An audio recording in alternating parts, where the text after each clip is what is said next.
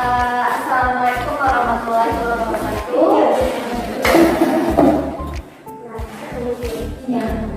Saya sudah mengatakan siang ibu-ibu semua. Alhamdulillah rabbil alamin. Wassalatu wassalamu ala asyrofil anbiya'i wal mursalin wa ala alihi wa sahbihi wasallam. Bersyukur marilah kita panjatkan kepada Allah Subhanahu wa taala dan telah memberikan kita kesehatan sehingga kita bisa berkumpul dan melaksanakan tugas kita pada hari ini di sekolah yang kita sukai. Salawat beriringan salam marilah kita berikan kepada Nabi besar Muhammad Shallallahu Alaihi Wasallam yang telah membawa umatnya dari alam jahiliyah kepada alam yang berilmu pengetahuan seperti yang kita rasakan saat sekarang. Yang sama-sama kita hormati Ibu Kepala UPTD SD 03 Gunung Malita dan yang saya hormati ibu-ibu majelis guru UPTD SDN 03 Gunung Malita.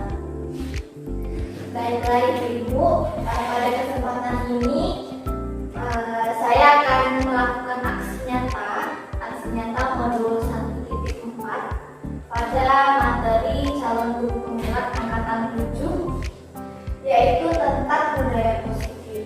Jadi kegiatan aksi nyatanya yaitu menyebarkan pemahaman dan pengalaman penerapan budaya positif yang telah saya lakukan di kelas.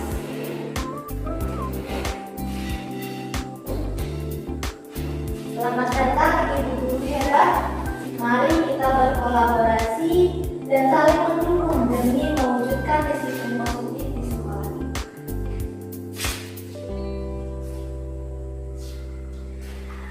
Pada kegiatan hari ini, inilah materi yang akan saya sampaikan, yaitu yang pertama tentang perubahan paradigma belajar, yang kedua disiplin positif, yang ketiga kebutuhan dasar manusia, yang keempat motivasi perilaku manusia, yang kelima posisi kontrol restitusi, yang keenam keyakinan kelas, dan yang terakhir tentang segitiga restitusi. Semua materi ini dampaknya adalah terbentuknya karakter yang positif pada murid kita. Materi yang pertama yaitu tentang pembelajaran dengan paradigma baru. Pembelajaran dengan paradigma baru dirancang berdasarkan prinsip pembelajaran terdiferensiasi sehingga setiap siswa belajar sesuai dengan kebutuhan dari tahapan perkembangannya untuk mewujudkan profil belajar Pancasila. Jadi di sini maksudnya adalah pembelajaran yang kita lakukan itu harus sesuai dengan kebutuhan dan tahapan perkembangan siswa. Kita tidak bisa memaksakan anak untuk mengerti semua materi yang kita pelajari, karena belum tentu materi itu sesuai dengan perkembangan yang dia alami saat ini. Lalu pembelajarannya harus sesuai dengan kebutuhan. Misalnya siswa kita di sini, kita tinggal di pedesaan, di daerah pegunungan. Tidak mungkin kita ajarkan siswa kita untuk memancing ke laut, misalnya seperti itu.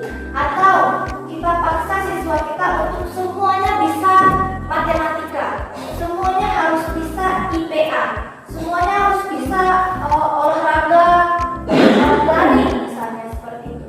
Tidak bisa kita paksakan, karena semua tergantung pada kebutuhan siswa. Dan sesuai juga dengan filosofi pemikiran Ki Hajar Dewantara, Bapak pendidikan kita. Beliau menjelaskan bahwa pendidikan itu adalah proses kita menuntut murid untuk membawa mereka kepada kebahagiaan di masyarakat dengan memperhatikan kodrat alam dan kodrat zamannya. Kodrat alamnya maksudnya apa? Bagaimana kondisi dia, kondisi keluarganya, dia hidup di lingkungan yang seperti apa. Kita harus menyesuaikan dengan itu. Sedangkan kodrat zamannya itu adalah zaman yang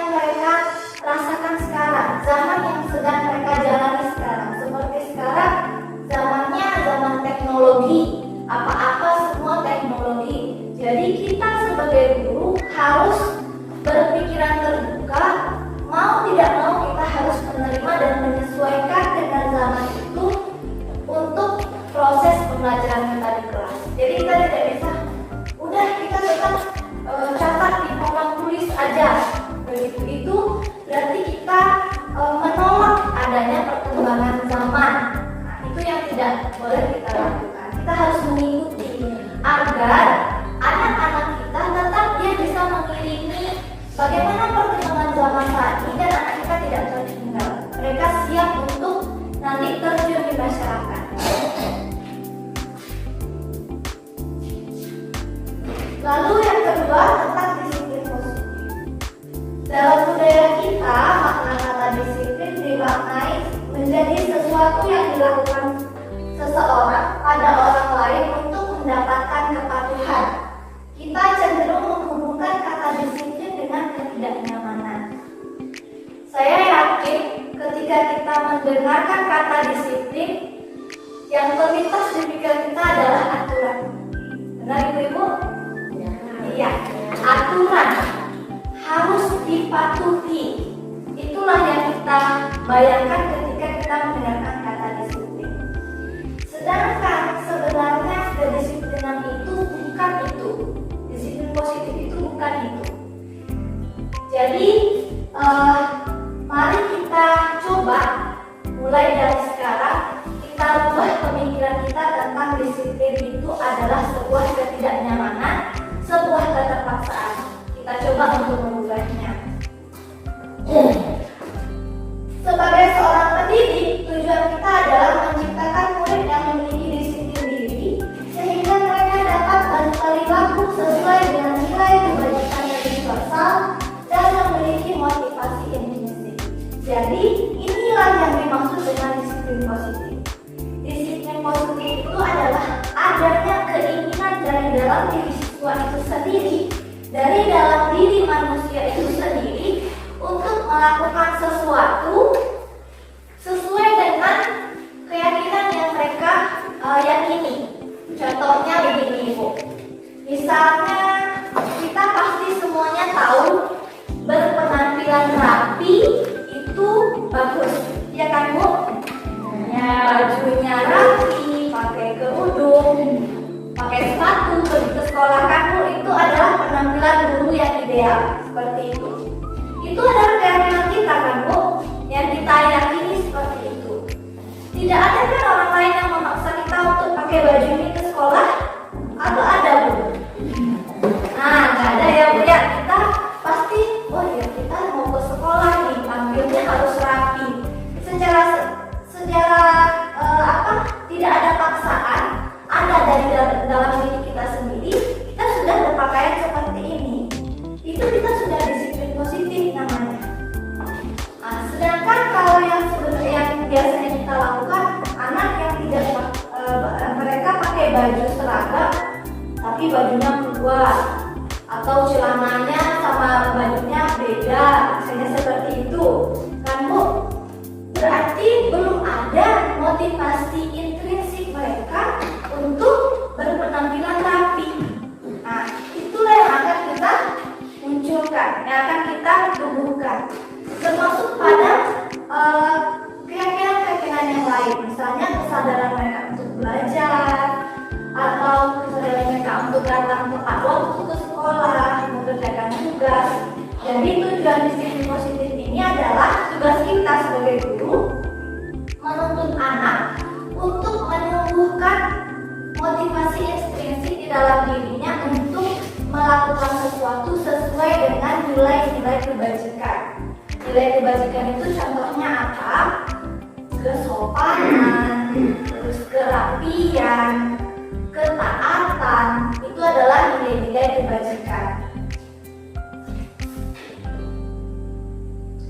Selanjutnya, disiplin positif merupakan salah satu cara penerapan disiplin yang bertujuan untuk menumbuhkan kesadaran pada murid untuk melakukan sesuatu tanpa adanya sogokan, ancaman, atau hukuman.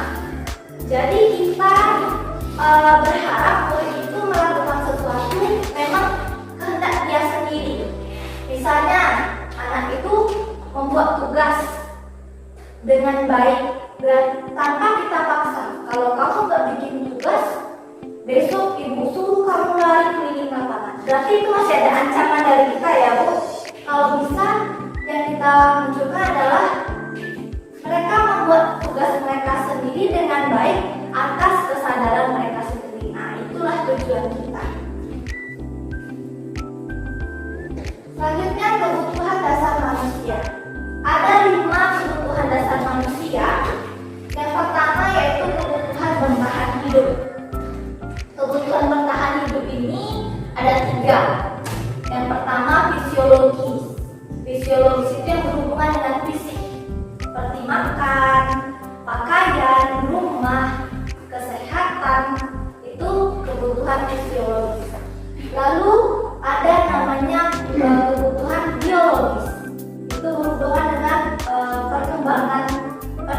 membiarkan reproduksi.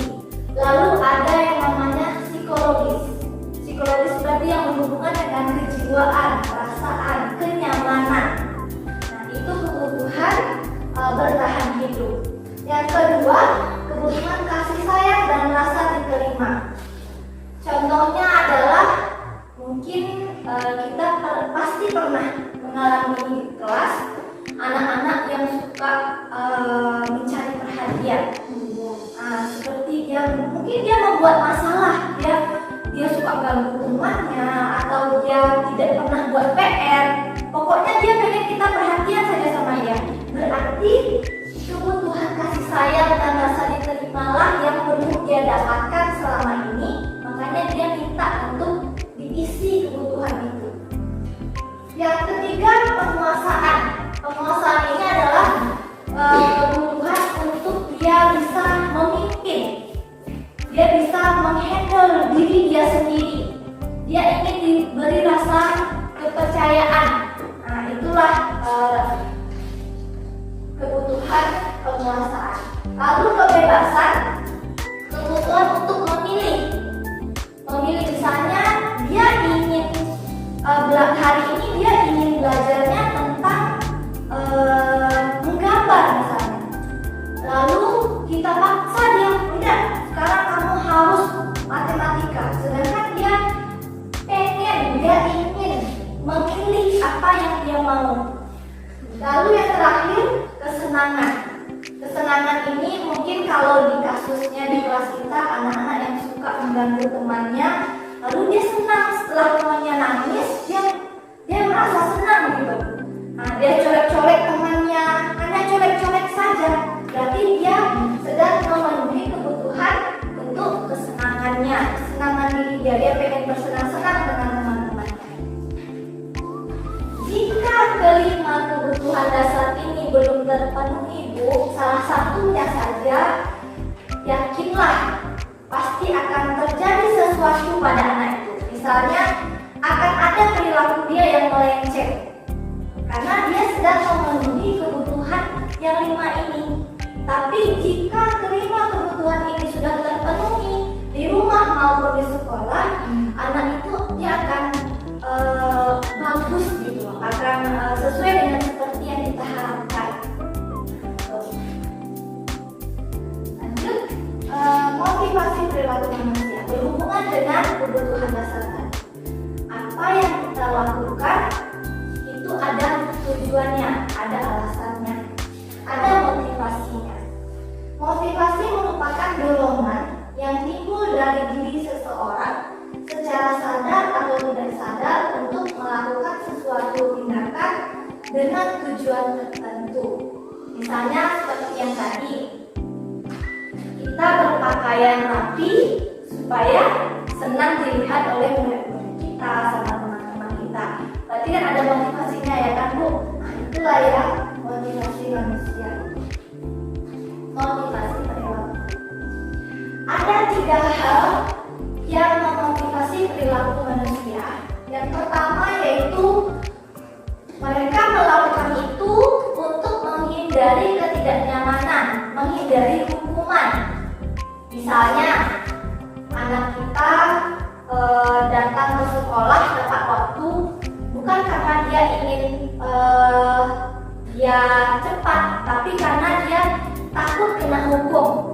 Nah, berarti yang mendasari dia adalah untuk menghindari hukuman dari kita, dari gurunya. Yang kedua, motivasinya mendapatkan penghargaan atau imbalan. Misalnya anak kita mengerjakan tugas karena dia mengharapkan dapat poin tambahan dari kita misalnya, atau anak kita mau menolong kita karena dia pengen cari muka misalnya, seperti itu. Berarti dia mengharapkan imbalan. Kedua, motivasi di atas itu masih termasuk motivasi ekstrinsik namanya. Berarti motivasi yang datang dari luar, bukan dari dalam diri dia sendiri. Yang kita tuju adalah yang alasan yang ketiga, yaitu menghargai nilai kebajikan diri sendiri. Mereka melakukan itu karena mereka menghargai diri mereka. Misalnya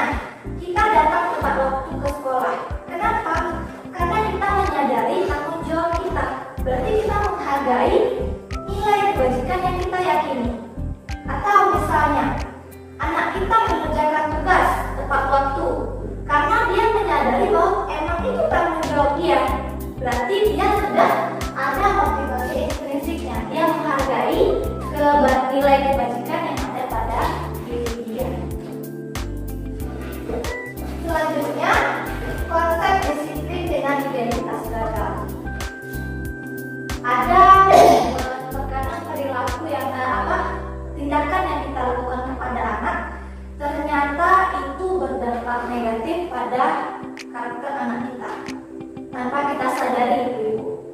Yang pertama yaitu pemberian hukuman. Pemberian hukuman ini akan menyakitkan bagi anak. Mereka akan merasa tersakiti ketika kita hukum mereka. Lalu mereka tidak nyaman dengan hukuman yang kita berikan. Setelah itu murid akan takut. Setelah dia akan melakukan sesuatu, tapi dia takut. Nanti saya dihukum nggak ya? Saya dihukum. Akhirnya anak tidak pede. Selanjutnya hukuman itu memaksa harus dikerjakan. Lalu hukuman itu membuat anak menjadi rendah diri. Dia merasa dia tidak dihargai.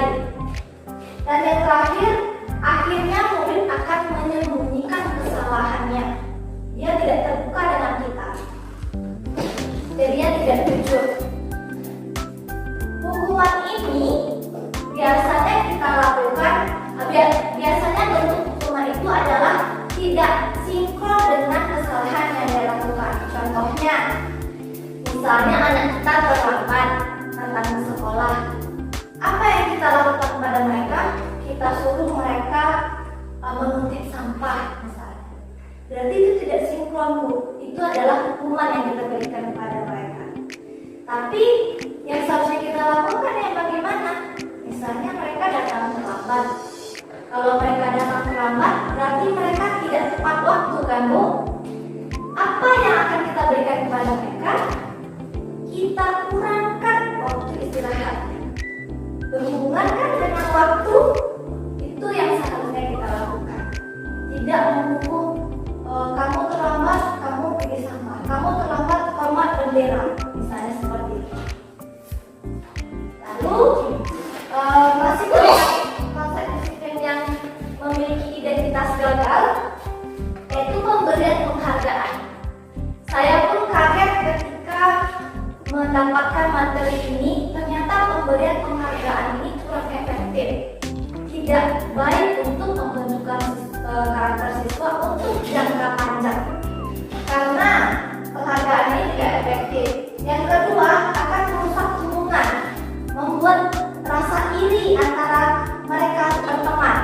Misalnya hari ini kita beri penghargaan Ibu Ayu misalnya, pasti ada rasa iri di kok dia bisa dapat sih. Akhirnya nanti bisa merusak hubungan antara mereka sama teman. Lalu mematikan kreativitas. Yang ketiga ini adalah mematikan kreativitas ini sudah dibuktikan dalam penelitian. Ada satu penelitian yang dilakukan oleh seseorang. Dia meminta seseorang untuk menulis sebuah cerita, tapi tidak ada embel-embel di belakang, tidak ada imbalan di belakang. Dia hanya, yuk kamu suka menulis cerita, silakan tulis cerita. Dia menulis cerita yang sangat bagus, tapi ketika ada imbalan yang diberikan, akhirnya cerita yang dia buat itu asal-asalan. Karena dia sudah berpikir, saya harus menulis cerita, nanti saya dapat ini. Akhirnya tidak efektif lagi, tidak bagus lagi ide yang dia hasilkan. Lalu merampas hak untuk menghargai dirinya. Misalnya, kita merasa kita sudah melakukan yang terbaik yang kita bisa. Ternyata menurut orang lain itu belum baik, jadi dia tidak dapat penghargaan. Sedangkan dia sudah melakukan yang terbaik yang dia rasa gitu. Nah itu akhirnya dia jadinya merampas hak menghargai diri dan menghukum dengan sistem ranking. Maksudnya apa menghukum dengan sistem ranking? Misalnya anak ini biasanya dia ranking 1, 2. Tiba-tiba satu ketika dia tidak dapat ranking, dia akan ngedrop itu. Dia akan merasa itu adalah sebuah hukuman untuk dia. Dia akan merasa takut dari sama orang tuanya.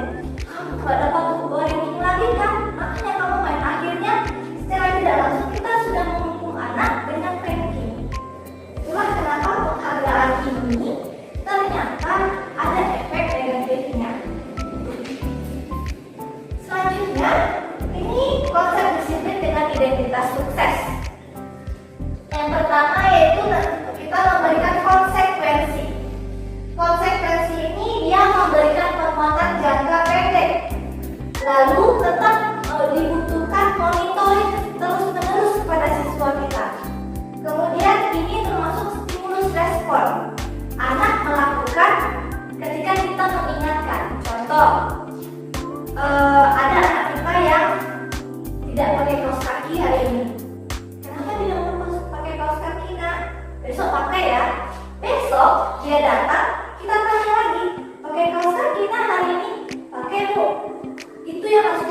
lakukan terus, kita kontrol dia terus supaya dia tetap melakukan hal itu, hal kebaikan itu. Lalu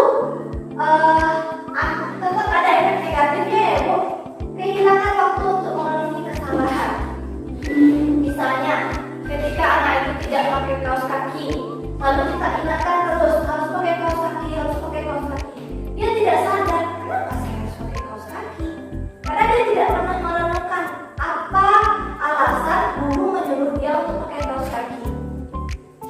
Lalu yang terakhir, murid menghormati peraturan. Murid hanya menghormati peraturan.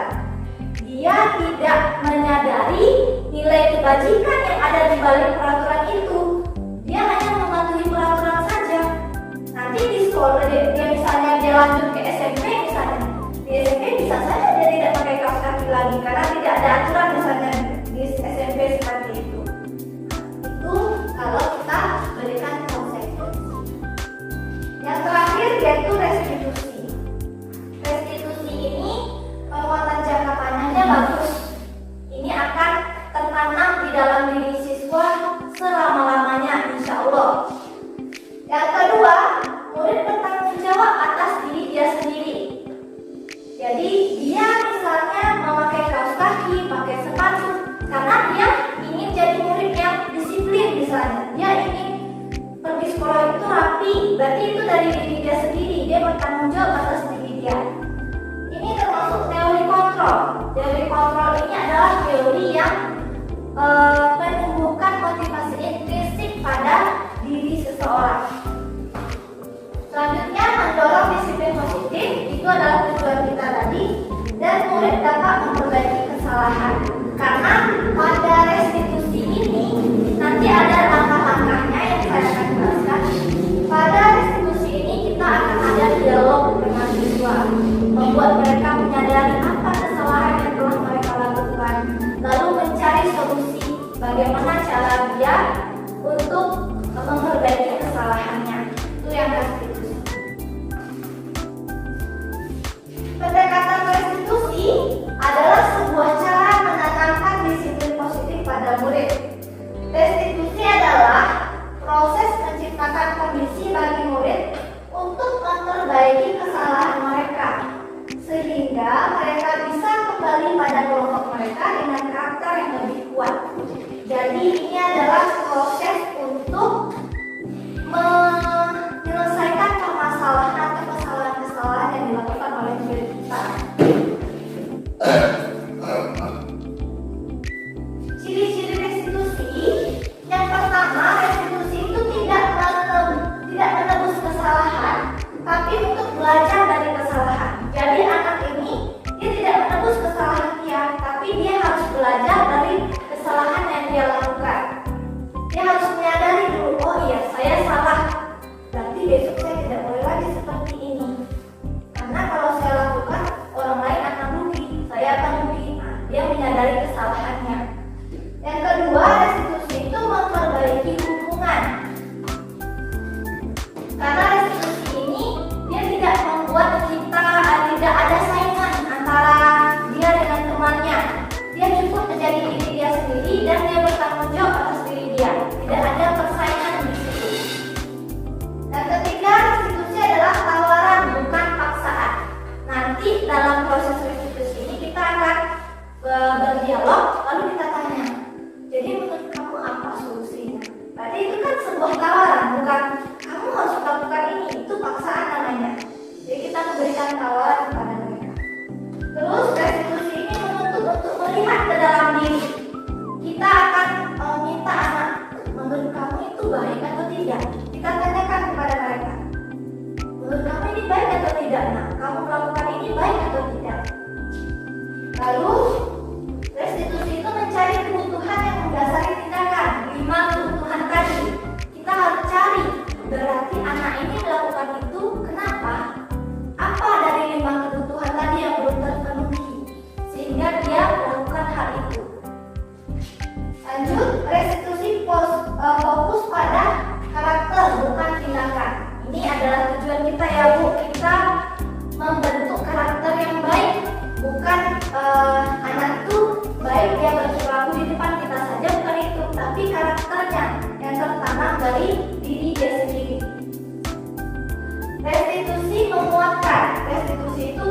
pada solusi. Dan yang terakhir, restitusi mengembalikan murid pada kelompoknya.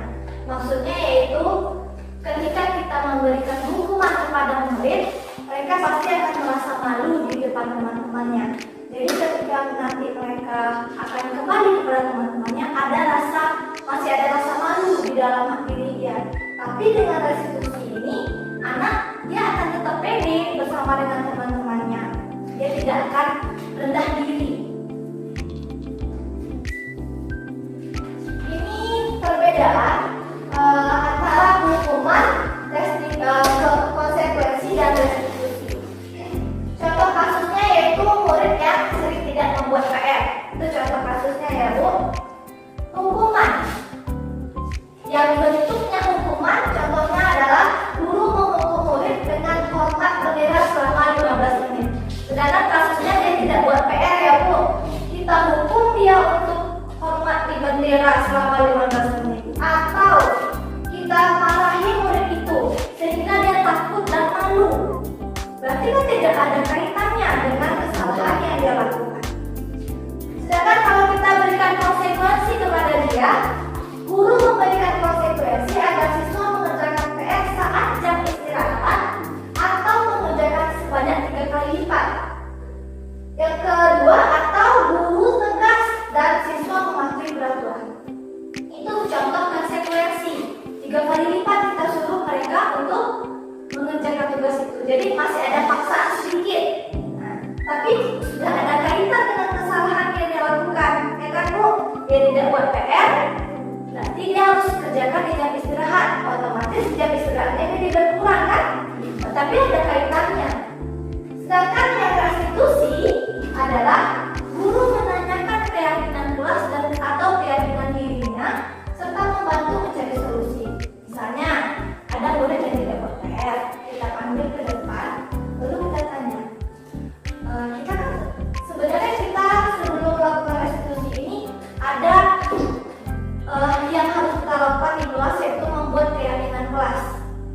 Nanti di keyakinan kelas itu sudah ada semua aturan-aturan, bukan aturan tapi keyakinan yang diyakini oleh semua anggota kelas itu. Kita tanyakan kepada murid kita, kamu masih ingat apa keyakinan kelas kita? Kira-kira keyakinan kelas apa yang belum kamu lakukan? Misalnya disiplin terhadap tugas Bu, misalnya seperti itu. Lalu gimana solusinya supaya kamu disiplin terhadap tugas? Ya udah Bu, saya kerjakanlah tugasnya. Misalnya seperti itu. Itu kan solusi dari dia sendiri ya Bu, bukan kita kan?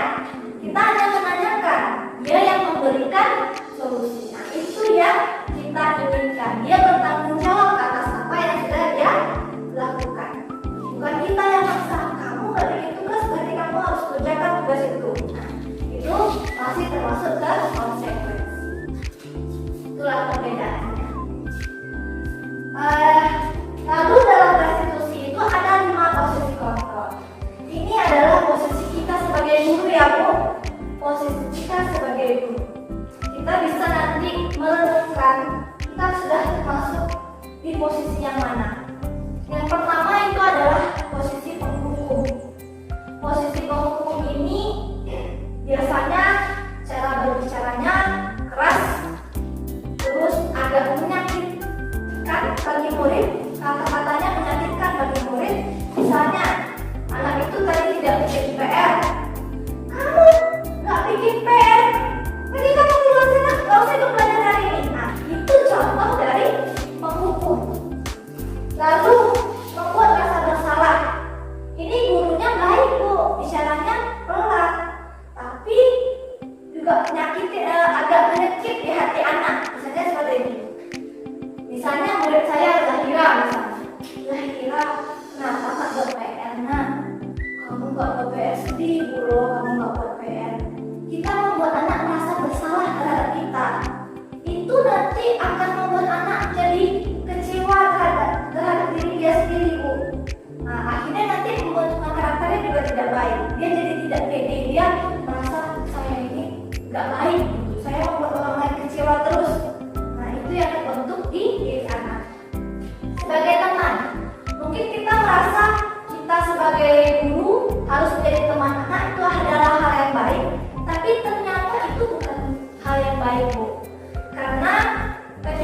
kita sudah dijadikan teman oleh murid kita, apa yang akan terjadi? Dia hanya akan mematuhi kita sendiri. Misalnya di sekolah kita ini ada 10 orang guru yang dia patuhi hanya guru yang dianggap teman saja, yang dia ikuti hanya guru yang dianggap teman saja. Itu yang seperti yang menjadi teman itu contohnya seperti ini. Jika ada anak yang tak bikin tugas, lalu dipanggil ke depan, sayang, kenapa sih nggak bikin tugas? Kan udah bikin tugas kemarin. Udah, besok bikin lagi ya. Nah, itu kalimat guru sebagai teman misalnya. Dia akrab dengan muridnya, tetapi efeknya adalah murid itu jadi tidak menghargai guru-guru yang lain. Itu efeknya. Lalu yang posisi keempat, posisi pemantau. Posisi pemantau ini selalu mengaitkan segala kesalahan anak dengan aturan. Misalnya, anak tidak buat PR. Kamu tahu nggak aturannya kalau nggak buat PR? Harus bawa buku 5, misalnya gitu. Atau kamu tahu aturannya di sekolah ini harus datang jam 7.15. Nah, itu adalah posisi kita sebagai pemantau, mengaitkan segala sesuatu dengan aturan. Tanpa kita menanyakan alasan anak itu kenapa, bagaimana kondisi dia saat itu. Lalu posisi yang kelima, ini adalah posisi yang paling bagus, posisi yang seharusnya ada pada kita, yaitu posisi manajer. Posisi manajer ini kita melihat bagaimana kondisi siswa, lalu kita carikan solusi jika dia melakukan kesalahan, yaitu dengan segitiga restitusi tadi, dengan pendekatan restitusi tadi. Contohnya bagaimana yang manajer ini, dia guru yang menyelesaikan permasalahan murid dengan menggunakan pendekatan restitusi. Contoh penerapan 5 posisi kontrol restitusi. Contoh kasusnya begini Bu, murid sering datang terlambat ke sekolah. Jika kita sebagai penghukum, yang kita lakukan adalah kata-kata kita, kamu lagi yang terlambat, selalu terlambat, keliling lapangan kamu 10 kali. Nah, itu contoh dari kita penghukum. Lalu yang kedua, membuat merasa bersalah. Kalimatnya, kamu lagi yang terlambat nak. Kenapa sih nak kamu terlambat terus? Ibu kecewa sama kamu karena sering datang terlambat. Nah, itu kalimatnya. Ada membuat anak merasa bersalah terhadap apa yang dia lakukan terhadap kita. Sebagai teman, Doni, kamu terlambat lagi. Kenapa? Kamu ini terlambat terus deh. Sana cepat masuk, nanti biar ibu yang menulis nama kamu di buku kasus. Nah, itu kan sepertinya akrab ya Bu, tapi ternyata itu tidak baik, kurang bagus untuk membuat karakter anak. Sebagai pemantau, kalimatnya, kamu terlambat lagi. Kamu tahu kan aturan di sekolah ini? Seharusnya kamu patuhi aturan di sekolah ini. Nah, itu sebagai pemantau. Sedangkan sebagai manajer, kita panggil anak itu, kita mendekat kepada anak itu, lalu tanya, selamat pagi Tony, kamu terlambat. Kenapa bisa terlambat nak? Ibu juga pernah terlambat datang ke sekolah. Semua orang pasti pernah datang terlambat. Menurut kamu, keyakinan kelas apa yang belum kamu lakukan? Lalu, apa yang dapat kamu lakukan untuk memperbaiki kesalahan? Jadi, kita tanya dulu, apa alasan dia? Lalu, apa keyakinan kelas dia? Dan apa solusi untuk memperbaiki kesalahan? Nah, inilah posisi manajer yang seharusnya kita ambil ya Bu sebagai guru. Terus mengapa keyakinan kelas? Seperti yang saya bilang tadi, kita harus membuat keyakinan kelas.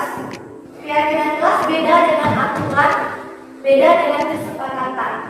Keyakinan kelas itu apa yang lebih global, apa yang menjadi keyakinan untuk kita sebagai guru dan juga murid-murid, yang nantinya akan mendasari semua perilaku kita di sekolah. Mengapa keyakinan kelas? Mengapa bukan peraturan saja? Contohnya begini Bu, ada aturan kita kalau naik motor harus pakai helm, ya kan Bu? Kenapa kita harus pakai helm Bu?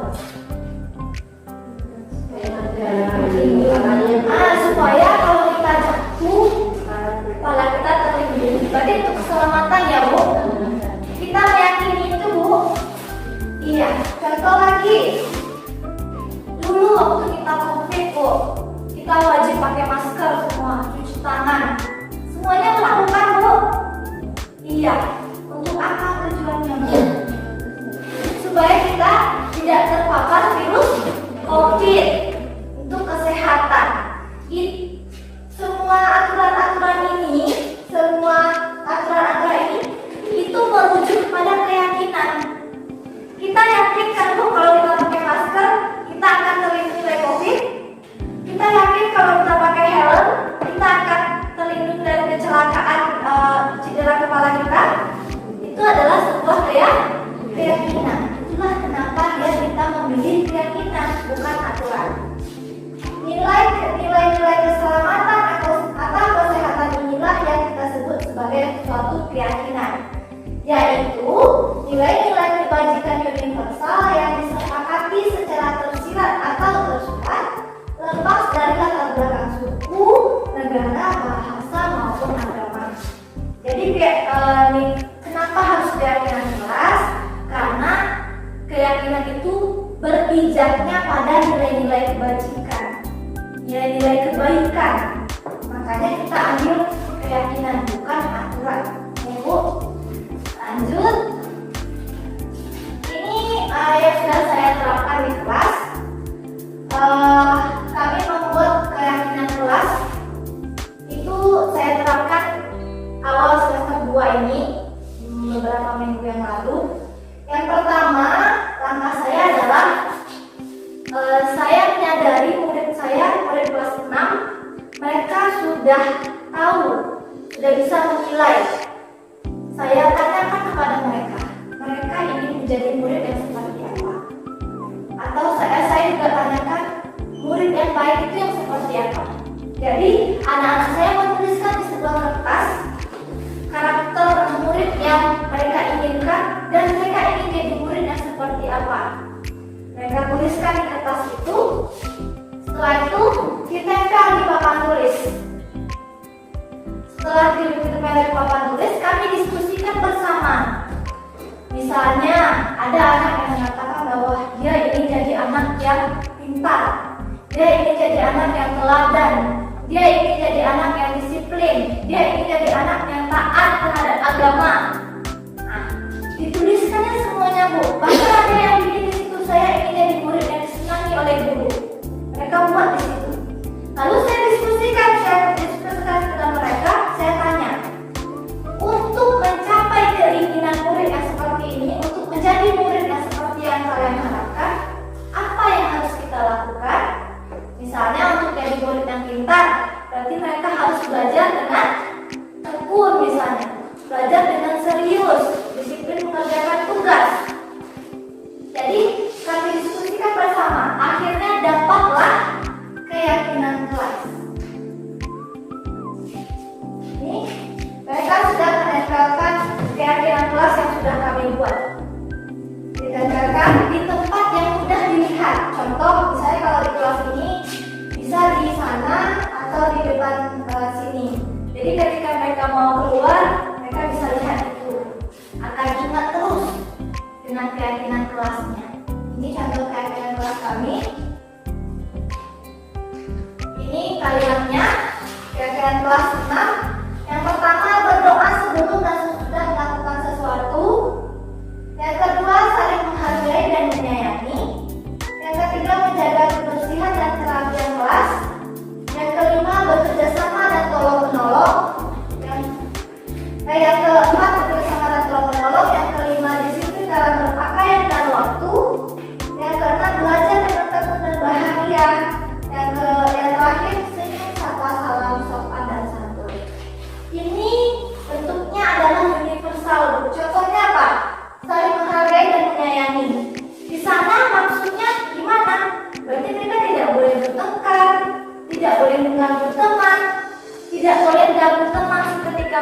mengerjakan tugas, kan kita harus menghargai. Nah, jadi bentuk keyakinan kelas ini dia universal, lebih luas, umum gitu. Jadi dia tidak perlu banyak. Bagaimana pembentukan keyakinan kelas? Nah, keyakinan kelas itu lebih abstrak dari aturan, tidak terperinci, Bu. Kalau aturan kan terperinci, harus pakai baju warna merah dan putih, misalnya gitu kan. Kalau ini tidak. Lalu berupa pernyataan universal. Kemudian dibentuk dalam bentuk yang positif, kalimatnya kalimat positif. Tidak boleh dengan mengatakan jangan ribut. Nah, itu adalah kalimat negatif. Nah, lalu sedikit saja agar mudah diingat, tak perlu banyak-banyak, Bu. 5 atau 6 sudah cukup. Sesuai dengan kondisi kelas dan sekolah agar mudah diterapkan. Jangan muluk-muluk, Bu. Sesuaikan aja dengan kondisi kelas kita, dengan kondisi sekolah kita. Dan semua warga kelas atau sekolah dilibatkan saat membuatnya. Kita bersama-sama. Jadi ketika mereka melanggar keyakinan kelas itu, mereka menyadari, oh iya, ini kan saya yang buat dulu begitu. Jadi kita nggak ada paksaan di sana, Bu. Nah, lanjut materi selanjutnya yaitu tentang segitiga restitusi. Segitiga restitusi ini adalah cara untuk kita menyelesaikan permasalahan yang dilakukan oleh murid agar kita mendapatkan posisi sebagai manajer. Langkah-langkahnya yang pertama yaitu menstabilkan identitas.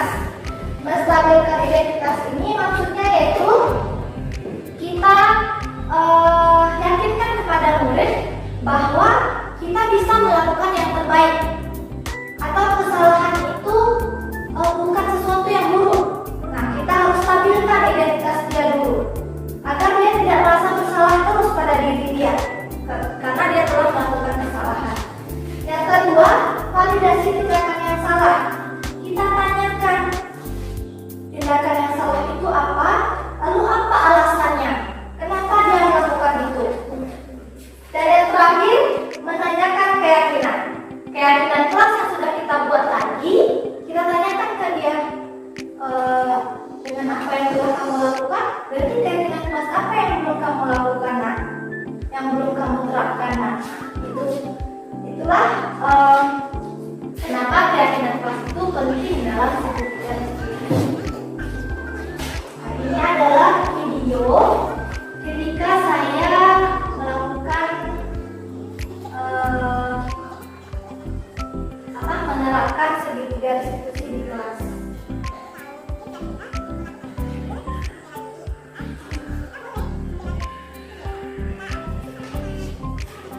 Jadi mungkin volumenya tidak kedengaran ya, Bu. Kasusnya yaitu anak saya ini dia bertengkar dengan temannya, bukan bertengkar, tapi saling mengejek nama orang tua. Lalu saya panggil, saya tanyakan apa yang terjadi. Ternyata dia mengejek teman-temannya. Saya tanya lagi, kenapa kamu mengejek nama orang tuanya? Dia bilang, karena dia ganggu saya terus, Bu. Saya udah bilang, saya lagi bikin tugas. Tunggu dulu, jangan ganggu saya. Dia sudah peringatkan beberapa kali. Akhirnya temannya nggak berhenti dan terjadilah pertengkaran itu, mengejek nama orang tua. Lalu saya tanya lagi, kira-kira ada nggak hal lain yang bisa kita lakukan supaya temannya berhenti mengganggu tanpa kita mengejek nama orang tuanya? Lalu keyakinan kelas apa yang belum Zahira laksanakan? Saling menghormati, Bu, katanya. Ternyata dia belum menghargai temannya, belum menghargai temannya. Jadi dia mengejek nama orang tua temannya. Nah, ini contoh dari penerapan restitusi yang saya lakukan. Ada 2 contoh, tapi kita lanjut saja, Bu. Nah, yang terakhir, dalam penerapan program disiplin positif, hendaknya guru memiliki standar kepribadian profesional dan sosial yang baik, di mana guru mampu berefleksi pada posisi orang-orangnya saat ini, yaitu posisi manajer yang menuntun murid menjadi insan yang mandiri, merdeka dan bertanggung jawab menurut standar pendidikan nasional. Jadi ketika kita ingin menerapkan disiplin positif ini, kita harus tarik dulu diri kita. Kita bagaimana? Kita sudah bisa belum? Kita sudah memiliki hal-hal yang baik itu atau belum? Kita tarik diri kita sebagai guru dulu. Setelah itu baru kita terapkan di kelas ataupun di sekolah kita. Terima kasih. Salam dan bahagia ibu guru hebat. Assalamualaikum warahmatullahi wabarakatuh. Ada yang ingin bertanya, Bu? Atau sudah? Ya, Bu. Nah, di sini kami menyimpulkan dari paparan Riri tadi, bahwasanya dalam mendidik pada kurikulum merdeka itu kita mendidik dengan kasih sayang, tidak boleh hukuman, dan tidak memaksa pada anak untuk dapat. Kamu harus dapat matematika ini, hari ini kamu harus hafal ini. Kan kita tidak boleh memaksa. Jadi itu ibu-ibu, itulah yang dapat kami simpulkan. Semoga kita dapat melaksanakannya nanti di dalam kelas kita masing-masing, baik kurikulum merdeka maupun kurikulum 13. Terima kasih, Bu.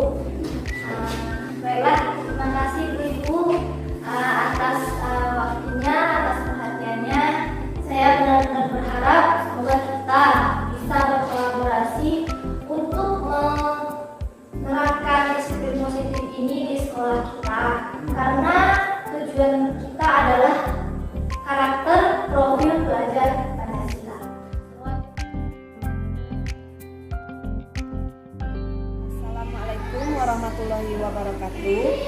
Saya sebagai pendidik di PTD SDN 03 Gunung Malintang, yang kemarin yang telah dilakukan oleh seorang guru pendidik kami di SDN 03 Gunung Malintang, yaitu Ibu Rizky Flowerin Andriani, yang telah memberikan aksi nyata untuk calon guru penggerak. Dan dengan aksi nyata kemarin, kami sangat terinspirasi sekali dengan adanya aksi nyata tersebut. Kami seorang guru bisa menerapkan kegiatan tersebut di kelas maupun di sekolah kami, dan harapan kami ke depannya anak didik kami juga bisa menerapkan konsep disiplin positif bagi anak didik kami. Nah, sekian, terima kasih. Assalamualaikum warahmatullahi wabarakatuh.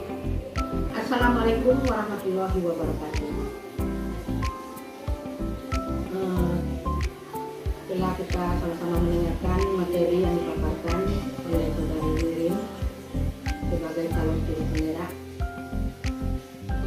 di sini kami menanggapi bahwasanya materi yang dipaparkan oleh Saudara Wirin ini sangat baik.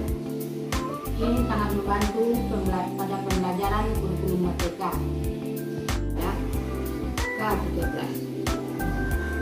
yang mana di sini kita kutip, kita tidak boleh memaksakan anak pada satu pembelajaran.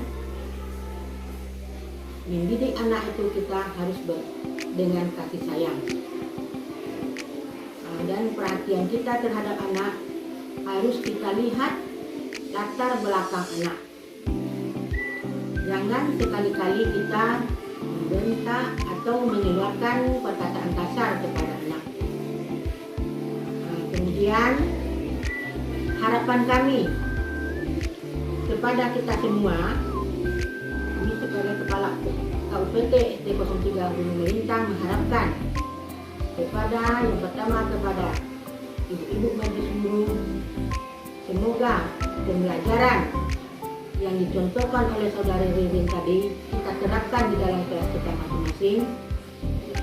Yang mana tadi mendidik anak dengan kasih sayang, jangan memaksa anak. Ikutlah karakter anak dengan sebaik-baiknya. Arahkan kemana anak itu kemauannya dengan inovasi aktif. Dan kita semua semoga dengan adanya guru penggerak di sekolah kita ini, anak-anak kita telah terdidik karakternya berkarakter Pancasila. Cuma itu harapan Ibu. Ibu sudahi dengan Assalamualaikum warahmatullahi wabarakatuh.